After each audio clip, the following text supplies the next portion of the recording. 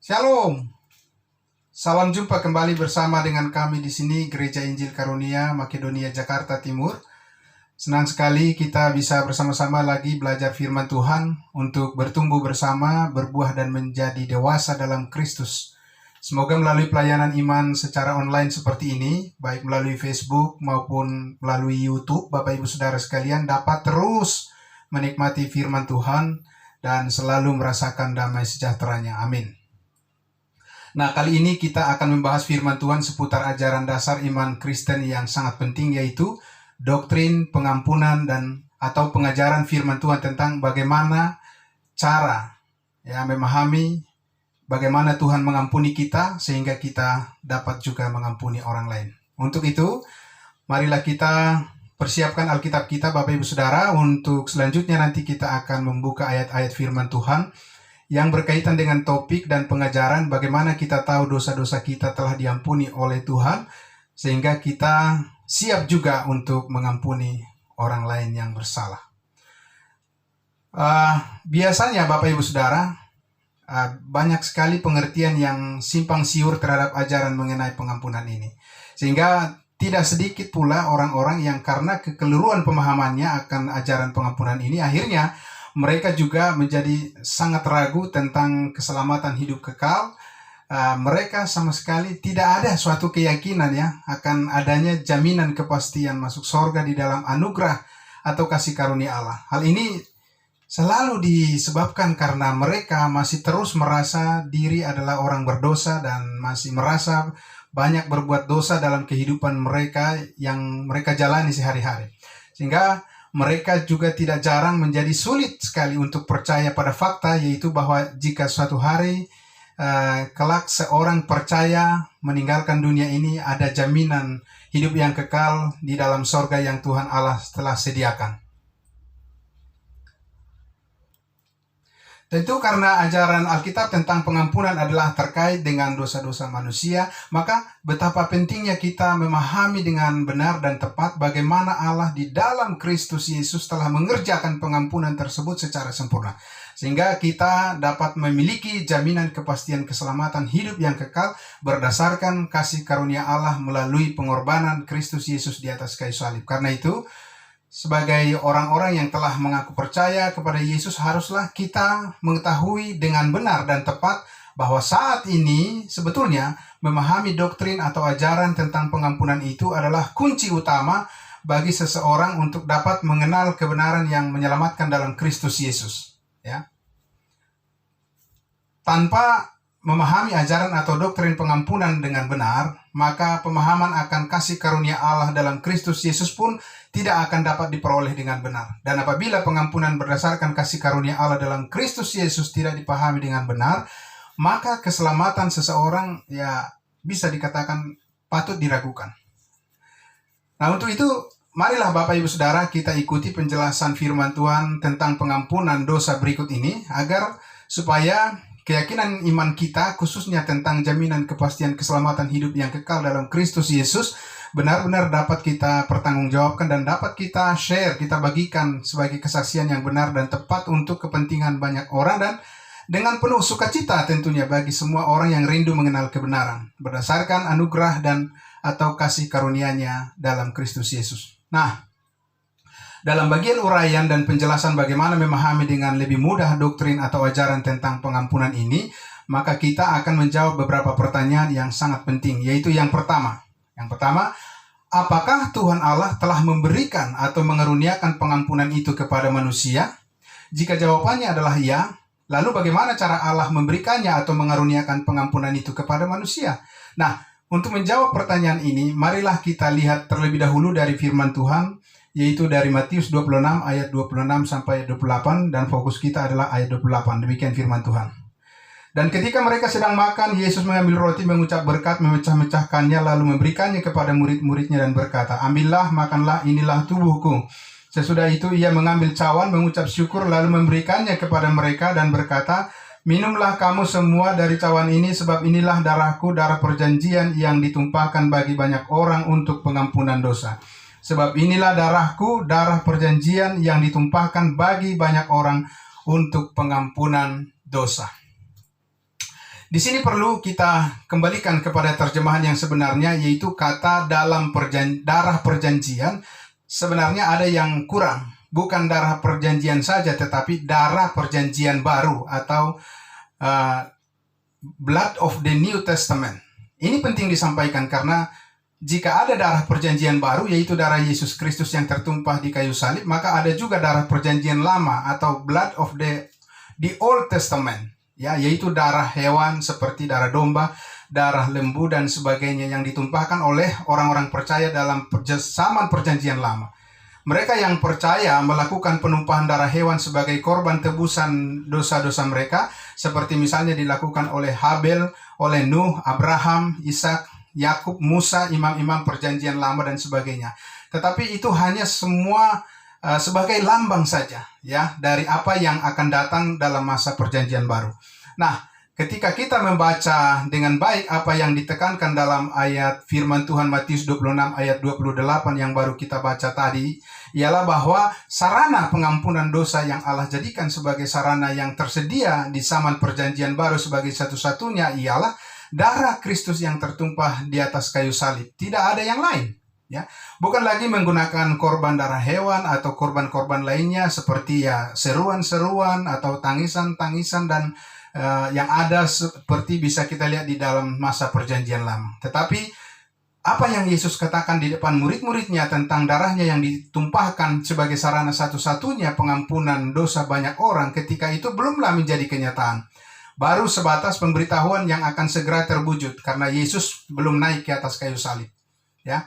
Nah, sehingga kita dapat katakan bahwa ketika Yesus lahir di Bethlehem di kota Daud, hingga masa-masa pelayanannya di tengah-tengah umat Israel waktu itu, belumlah ada wujud dari efek dari kuasa darah perjanjian baru, yaitu darah Kristus yang ditumpahkan bagi pengampunan dosa-dosa banyak orang. Nanti baru setelah Yesus Kristus naik ke puncak penyalipannya, di saat itulah darahnya benar-benar tercurah ke bumi dan nyawanya diserahkan kepada Allah Bapa di surga, barulah benar-benar pengampunan dosa-dosa semua umat manusia dinyatakan berlaku efektif. Karena Yesus berkata pada waktu itu sudah selesai.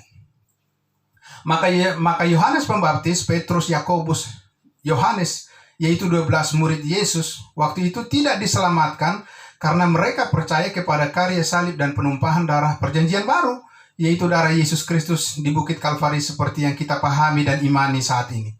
Tetapi mereka diselamatkan meski sebatas karena percaya Yesus adalah Mesias, Yesus adalah anak Allah, anak Daud atau nabi yang akan datang. Maka tidak heran ya ketika Yesus memberitahukan kepada murid-muridnya meski yang bersama-sama dengan Yesus pada waktu itu dan berkali-kali Yesus menyampaikan tentang rencana kematiannya, Alkitab menyaksikan bahwa mereka semua tidak mengerti hal itu dan semuanya itu yaitu tentang kebenaran penyalipan Yesus di Kalvari adalah merupakan kabar baik yang tersembunyi dan rahasia bagi mereka pada waktu itu ya.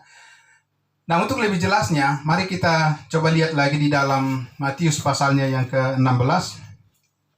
Ya, Matius 16 ayatnya yang ke-21 sampai ayatnya yang ke-23 dikatakan begini. Sejak waktu itu Yesus mulai menyatakan kepada murid-muridnya bahwa ia harus pergi ke Yerusalem dan menanggung banyak penderitaan dari pihak tua-tua, imam-imam kepala dan ahli-ahli Taurat, lalu dibunuh dan dibangkitkan pada hari yang ketiga. Tetapi Petrus menarik Yesus ke samping dan menegur dia, katanya, "Tuhan, kiranya Allah menjauhkan hal itu. Hal itu sekali-kali takkan menimpa engkau." Maka Yesus berpaling dan berkata kepada Petrus, "Enyahlah iblis, engkau suatu batu sandungan bagiku, sebab engkau bukan memikirkan apa yang dipikirkan Allah, melainkan apa yang dipikirkan manusia." Bayangkan Bapak Ibu Saudara ya, setelah Petrus mendengar Yesus memberitahukan rencana kematian dan penyalipannya, tiba-tiba saja dia menarik Yesus dan berani menegurnya dan berkata ya kepada Yesus, "Tuhan, kiranya Allah jauhkan hal itu. Hal itu sekali-kali takkan menimpa engkau." Hal kematiannya. Ya, maksudnya. Artinya Petrus sama sekali tidak mengerti dan tidak percaya bahwa kematian Yesus adalah satu-satunya sarana pengampunan dan jalan keselamatan bagi seluruh umat manusia di dunia ini seperti yang kita pahami saat ini. Itu adalah fakta yang terjadi pada saat itu. Mereka mengikuti Yesus setiap hari selama pelayanannya di bumi. Ya, tetapi murid-muridnya tidak percaya kepada kematian dan kebangkitan Yesus sebagai jalan untuk memperoleh pengampunan dosa. Bahkan lebih tambah jelas lagi kalau kita lihat dalam kitab Lukas pasal 18 ayat 31 sampai ayatnya ke-34, demikian firman Tuhan. Yesus memanggil ke-12 muridnya, lalu berkata kepada mereka, sekarang kita pergi ke Yerusalem dan segala sesuatu yang ditulis oleh para nabi mengenai anak manusia akan digenapi. Sebab ia akan diserahkan kepada bangsa-bangsa yang tidak mengenal Allah dan diolok-olokkan, dihina dan diludahi. Dan mereka menyesah dan membunuh dia. Dan pada hari ketiga ia akan bangkit. Akan tetapi mereka sama sekali tidak mengerti semuanya itu. Arti perkataan itu tersembunyi bagi mereka dan mereka tidak tahu apa yang dimaksudkan. Ya. Bayangkan Bapak Ibu Saudara, Petrus, Yohanes, Yakobus, dan yang lainnya yang adalah diberi jabatan sebagai rasul-rasul Tuhan saat itu, dikatakan mereka sama sekali tidak mengerti semuanya itu. Arti perkataan Yesus itu yaitu kabar baik atau kabar sukacita pengampunan dosa-dosa kita saat ini, yaitu berita tentang kematian Yesus dan kebangkitannya pada hari yang ketiga, itu benar-benar tersembunyi dari pikiran mereka. Mereka benar-benar tidak mengerti dan mereka tidak tahu sama sekali apa yang Yesus maksudkan. Nah, bandingkan dengan kita sekarang di zaman anugerah atau kasih karunia ini, Bapak Ibu Saudara. Ya. Ya. Bagaimana jika ada orang-orang yang seperti Petrus meskipun sudah mengaku percaya Yesus tetapi yang menganggap bahwa berita tentang kematian Yesus mengenai pengampunan dosa-dosa dan kebangkitannya pada hari yang ketiga adalah sesuatu yang tidak terlalu penting dipahami. Dan hal itu benar-benar masih tersembunyi juga dari pikiran dan hati mereka. Dan mereka benar-benar tidak mengerti dan mereka tidak tahu sama sekali apa yang Yesus maksudkan. Pertanyaannya, dapatkah orang yang seperti itu diselamatkan?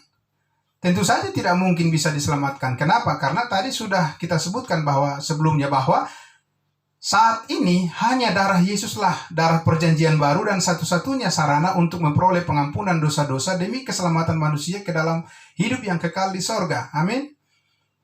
Maka semua orang yang ingin diselamatkan wajib memahami tentang konsep pengampunan yang benar sesuai dengan Alkitab firman Allah.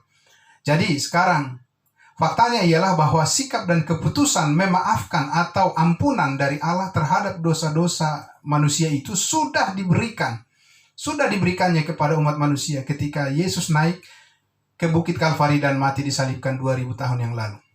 Nah, Bapak Ibu Saudara, mendengar penjelasan tentang pengampunan oleh darah Yesus seperti yang baru saja dari apa yang firman Tuhan katakan, maka selanjutnya pertanyaan yang kedua yang harus kita jawab dan pahami tentang doktrin atau ajaran pengampunan ini ialah, jika Tuhan benar-benar telah memberikan ampun atau pengampunan kepada kita manusia, lalu berapa banyakkah sebenarnya dosa kita manusia yang telah diampuni Tuhan? Sekali lagi, berapa banyakkah sebenarnya dosa kita manusia yang telah diampuni oleh Tuhan? Harap dipahami maksud pertanyaan ini sekali lagi, saudara.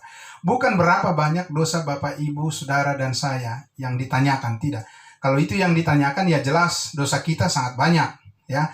Tidak terhitung banyaknya, kita semua tahu itu. Tetapi yang ditanyakan ialah berapa banyak dosa kita manusia yang telah ditebus dan diampuni oleh Tuhan Yesus melalui darahnya yang ditumpahkan di Bukit Kalvari. Artinya, apakah Tuhan memberikan ampun kepada kita manusia waktu Yesus mati disalibkan itu hanya atas sebagian dosa kita saja, ataukah mencakup keseluruhan dosa kita yang Tuhan telah ampuni? Ya, ini sangat penting ditekankan lagi, karena tadi jika Petrus, Yohanes, Bapak Ibu Saudara, Yakobus dan rasul-rasul lainnya gagal memahami kabar baik tentang arti penebusan dan pengampunan dosa yang telah dikerjakan Allah melalui penumpahan darah dan kematian Yesus Kristus waktu itu, maka saat ini marilah kita pastikan pengertian kita yang benar supaya kita sebagai orang-orang yang mengaku Kristen saat ini jangan sampai gagal paham lagi tentang makna pengorbanan Kristus seperti dialami oleh murid-murid Yesus waktu dulu, ya. Nah, untuk itu marilah kita buka dari beberapa ayat firman Tuhan berikut ini, yaitu yang pertama dalam Alkitab versi firman Allah yang hidup, ya, versi Alkitab firman Allah yang hidup, di dalam Efesus pasal 1 ayat 7 dikatakan, demikianlah, ya, demikian berlimpahnya, ya, demikian kebaikannya kepada kita sehingga ia menghapuskan segala dosa kita dengan darah anaknya dan karena dialah kita diselamatkan. Yang kedua, dalam Alkitab versi terjemahan baru di dalam 1 Korintus 6 ayat 20 dikatakan, sebab kamu telah dibeli dan harganya telah lunas dibayar, karena itu muliakanlah Allah dengan tubuhmu. Yang ketiga, dalam Alkitab versi lagi firman Allah yang hidup di dalam Kolose pasal 1 ayat 14 dikatakan, yang telah menebus kita dengan darahnya dan menghapuskan segala dosa kita. Ya. Yang keempat, dalam Alkitab versi terjemahan baru, ya, di dalam 1 Petrus 3 ayat 18 dikatakan, sebab juga Kristus telah mati sekali untuk segala dosa kita. Ia yang benar untuk orang-orang yang tidak benar, supaya ia membawa kita kepada Allah, dan seterusnya. Ya. Yang kelima, di dalam Alkitab versi terjemahan baru, di dalam 1 Yohanes pasal 3 ayatnya yang kelima dikatakan, dan kamu tahu bahwa ia telah menyatakan dirinya supaya ia menghapus segala dosa, dan di dalam Yesus tidak ada dosa. Ya, jadi berdasarkan ayat-ayat firman Tuhan yang baru saja kita dengarkan, tentu saja masih banyak ayat-ayat lain yang menyatakan hal yang sama. Maka kita langsung diberitahu dan mengerti bahwa ternyata dosa-dosa kita telah dihapuskan, telah ditebus dan diampuni oleh Yesus Kristus ketika ia mati disalibkan, adalah sudah tuntas sekaligus, ya, seluruhnya. Efesus 1 ayat 7 tadi berkata segala dosa, 1 Korintus 6 ayat 20 berkata lunas dibayar, Kolose 1 ayat 14 berkata segala dosa, 1 Petrus 3 ayat 18 berkata segala dosa, 1 Yohanes 3 ayat 5 berkata segala dosa, dan seterusnya. Haleluya, luar biasa firman Tuhan, ya. Luar biasa kasih karunia Tuhan, amazing grace.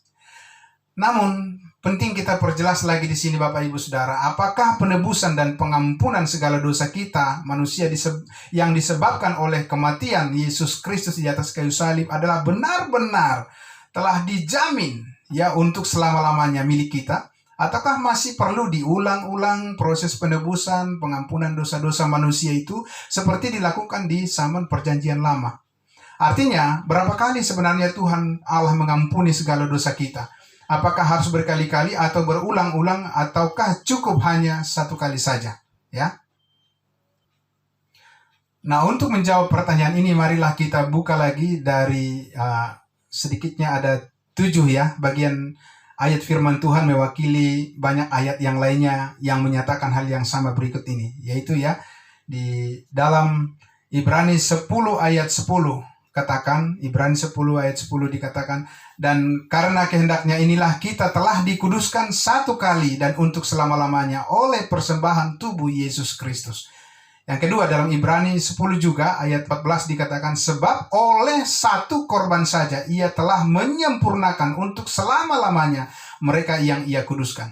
Yang ketiga, Ibrani 10 lagi, ayatnya yang ke-12 katakan, tetapi ia telah mempersembahkan hanya satu korban saja karena dosa. Ia duduk untuk selama-lamanya di sebelah kanan Allah. Yang keempat, ya, 1 Petrus 3 ayat 18 bagian A katakan, sebab juga Kristus telah mati sekali untuk segala dosa kita. Ya. Kemudian Ibrani 9 ayat 26b katakan, tetapi sekarang ia hanya satu kali saja menyatakan dirinya pada akhir zaman untuk menghapus dosa oleh korbannya. Ya. Oke, yang selanjutnya adalah Ibrani 9 ayat 28 katakan, demikian juga Kristus hanya satu kali saja, ya, hanya satu kali saja mengorbankan dirinya untuk menanggung dosa banyak orang. Yang terakhir, Roma pasal 6 ayat 10 katakan, sebab kematiannya adalah kematian terhadap dosa satu kali dan untuk selama-lamanya. Jadi, berdasarkan ayat-ayat firman Tuhan yang telah kita baca ini, kita langsung diberitahu, ya, dan bahwa ternyata proses daripada penebusan dan pengampunan segala dosa kita oleh Yesus Kristus ketika ia mati disalibkan adalah sudah tuntas sekaligus seluruhnya. Dan itu semua Allah lakukan secara permanen, dipakukan di atas kayu salib. Firman Tuhan tadi katakan satu kali dan untuk selama-lamanya. Sekali lagi cukup hanya satu kali untuk selama-lamanya. Sehingga tidak perlu diulang-ulang, ya. Itulah cara Tuhan mengampuni segala dosa manusia menurut Alkitab. Tidak seperti yang dipikir banyak orang selama ini, bahwa dosa-dosa manusia harus ditebus dan diampuni Tuhan berkali-kali, tidak. Pengampunan berkali-kali adalah konsep perjanjian lama, ya. Lalu bagaimana cara manusia memperoleh atau menerima pengampunan atau atas segala dosa ini, Bapak Ibu Saudara? Apakah dengan perbuatan-perbuatan atau pengorbanan dan lain sebagainya? Alkitab mengatakan hanya dengan percaya kepada Kristus, yaitu hanya dengan percaya bahwa Yesus telah mati dan bangkit mengampuni segala dosa, yaitu Ia telah menguduskan dan membenarkan kita sekali untuk selama-lamanya. Nah, sekarang perhatikan firman Tuhan berikut ini, ya, di dalam Roma pasal 4 ayatnya yang kelima. Ini yang sangat penting, ya.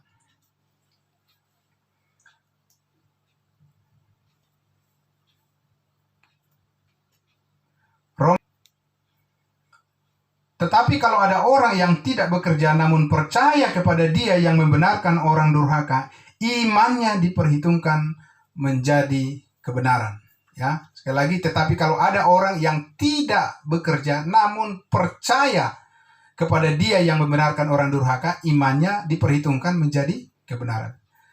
Nah, Bapak Ibu Saudara, jadi dengan percaya, bukan dengan percaya ditambah dengan perbuatan-perbuatan atau apapun yang lainnya. Ya, jadi cukup dengan percaya kepada Yesus yang sudah mati menebus segala dosa. Ya, nah, Saudara, seperti ditegaskan dengan begitu jelas dalam Titus pasal 3, ya, Titus pasal 3 ayatnya yang kelima, demikian firman Tuhan. Pada waktu itu Dia telah menyelamatkan kita bukan karena perbuatan baik yang telah kita lakukan, tetapi karena rahmat-Nya oleh permandian kelahiran kembali dan oleh pembaruan yang dikerjakan oleh Roh Kudus. Perlu ditambahkan di sini bahwa setelah kematian dan kebangkitan Kristus dari antara orang mati, tidak ada ayat-ayat firman Tuhan yang mengajarkan bahwa dengan kita meminta ampun dosa, manusia akan diampuni. Karena pengampunan untuk segala dosa manusia hanya berlangsung satu kali saja dilakukan oleh Yesus Kristus dengan sempurna pada saat kematiannya di kayu salib. Dan hasilnya berlaku untuk selama-lamanya. Dan di sini sangat penting dipertimbangkan dengan baik bahwa di dalam hal meminta atau memohon harus ada kondisi atau syarat yang diperlukan untuk dipenuhi, yaitu yang pertama, bahwa yang meminta itu memang belum memperolehnya, atau yang kedua, yang meminta itu sudah memperolehnya tetapi masih kurang. Nah, sekarang dalam hal pengampunan dosa yang berdasarkan anugerah atau kasih karunia kematian Yesus Kristus di atas kayu salib 2000 tahun yang lalu, apakah kita yang percaya telah mendapat pengampunan atas segala dosa kita saat ini? Amin. Alkitab jelas katakan, kita yang percaya sudah menerima dalam darah Kristus Yesus dengan sempurna pengampunan itu. Nah, apakah pengampunan dosa-dosa kita itu masih kurang? Alkitab mengatakan, Yesus berkata apa? Sudah selesai, puji Tuhan. Jadi jelas tidak ada lagi dari dua kondisi atau syarat yang belum terpenuhi dalam hal meminta. Keduanya sudah terpenuhi dengan sempurna. Ya, itulah kasih karunia Tuhan kepada kita. Dari pihak Allah sendiri, Ia telah memberikan pengampunan kepada kita semua umat manusia atas segala dosa kita. Dan besarnya pengampunan yang telah Tuhan karuniakan tidak kurang, ya, bahkan berlimpah, tetapi lebih dan bahkan berlimpah-limpah seperti yang kita telah baca tadi dan dengar dari banyak ayat firman Tuhan yang sudah kita bacakan. Nah, karena itu tidak ada alasan untuk memintanya lagi karena semuanya telah Tuhan berikan, ya. Melainkan cukup dengan percaya saja saudara dan saya langsung mendapatkan sekaligus secara simultan manfaat dari pengampunan atas seluruh dosa kita. Baik dosa-dosa yang dulu, yang sekarang maupun dosa-dosa yang terjadi yang akan datang. Ingat sekali lagi Tuhan Yesus berkata di atas kayu salib itu, sudah selesai. Ya, tetelestai. Jadi jangan lagi bilang belum. Karena itu namanya tidak percaya. Nah, Bapak Ibu Saudara, pemeluk agama Kristen pada umumnya, ya ini sering ya sudah disampaikan kepada mereka bahwa untuk mendapat pengampunan dari Tuhan itu harus dengan meminta dan meminta dan meminta dan berdoa, meminta dan sebagainya. Berbeda dengan apa yang dikatakan oleh Bapak penilik jemaat, ya Profesor Dr. Yentato. Beliau berkata seperti ini, jika orang percaya jatuh ke dalam dosa, yang harus dilakukan adalah mengakuinya dan memperbaiki diri, bukan meminta pengampunan, karena pengampunan telah diberikan sekali untuk selama-lamanya. Ingat firman Tuhan, Bapak Ibu Saudara, dalam Ibrani pasal 9 ayat 22 berkata, ya, dikatakan, dan hampir segala sesuatu disucikan menurut hukum Taurat dengan darah, dan tanpa penumpahan darah tidak ada pengampunan. Tanpa penumpahan darah tidak ada pengampunan. Ya. Nah, Bapak Ibu Saudara, lalu kita lanjutkan. Lantas bagaimana dengan pengampunan terhadap sesama kita? Apakah itu penting dilakukan? Oh, harus. Karena justru itulah buah dari yang harus kita perlihatkan ya kepada orang lain sebagai bukti anugerah Tuhan bahwa itu tidaklah sia-sia dalam hidup kita. Perhatikan firman Tuhan dalam Efesus pasal 4 ayat 32.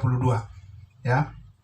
Efesus pasal 4 ayat 32 firman Tuhan katakan, tetapi hendaklah kamu ramah seorang terhadap yang lain, penuh kasih mesra dan saling mengampuni sebagaimana Allah di dalam Kristus telah mengampuni kamu. Hal yang sangat penting kita perhatikan dari firman Tuhan ini, Bapak Ibu Saudara, tidak berkata bahwa karena kita lebih dulu mengampuni orang lain, maka Tuhan mengampuni kita. Tidak. Tetapi sebaliknya, karena Tuhan Allah di dalam Kristus Yesus telah lebih dulu mengampuni kita, maka kita wajib melakukan hal yang sama, yaitu mengampuni sesama kita. Amin. Konsep pengampunan dalam perjanjian, bukan dalam perjanjian, dalam zaman anugerah atau kasih karunia, selalu dimulai dari Allah sebagai sumber berkat.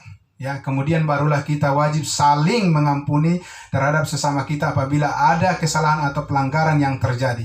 Pengampunan berdasarkan kasih karunia Allah dalam Kristus Yesus saat ini benar-benar sangat berbeda dengan konsep pengampunan sebelum Yesus disalibkan. Yaitu dulu, waktu itu harus mengampuni orang lain lebih dulu, barulah seseorang memperoleh pengampunan dari Tuhan. Tetapi sekarang tidak demikian, Bapak Ibu Saudara. Allah lebih dulu mengampuni kita, barulah kita ada kewajiban untuk mengampuni sesama kita. Ya. Jadi, sekarang kesimpulan kita. Sebelum Yesus Kristus mati salibkan di bukit Kalvari, manusia tidak bisa diselamatkan hanya melalui iman tanpa tuntutan-tuntutan perbuatan atau hukum Taurat yang dituntut dari hukum Taurat. Manusia ketika itu harus membuktikan tanda-tanda pertobatan mereka kepada perintah-perintah Tuhan. Ya, tetapi sekarang setelah Kristus Yesus disalibkan untuk menghapus segala dosa kita, cukup kita diampuni oleh Tuhan satu kali untuk selama-lamanya. Ya. Maka sekarang kita manusia juga cukup dengan percaya saja. Langsung kita memiliki jaminan pasti diselamatkan ke dalam hidup yang kekal. Ya. Sekali lagi, cukup dengan percaya saja. Langsung kita memiliki jaminan pasti diselamatkan ke dalam hidup yang kekal di sorga, dan itu untuk selama-lamanya. Ya. Nah, karena itu Bapak Ibu Saudara sekalian, marilah kita mengucap syukurlah dalam segala hal, karena itulah yang Allah kehendaki di dalam Kristus Yesus bagi kamu, bagi kita, bagi saya, bagi kita semuanya. Amin. Demikianlah pesan firman Tuhan kali ini. Semoga menjadi berkat bagi kita semua. Dan sampai bertemu lagi di sesi pembahasan doktrin dasar iman Kristen yang berikutnya bersama saya, Pendeta Charles Mamora. Terima kasih.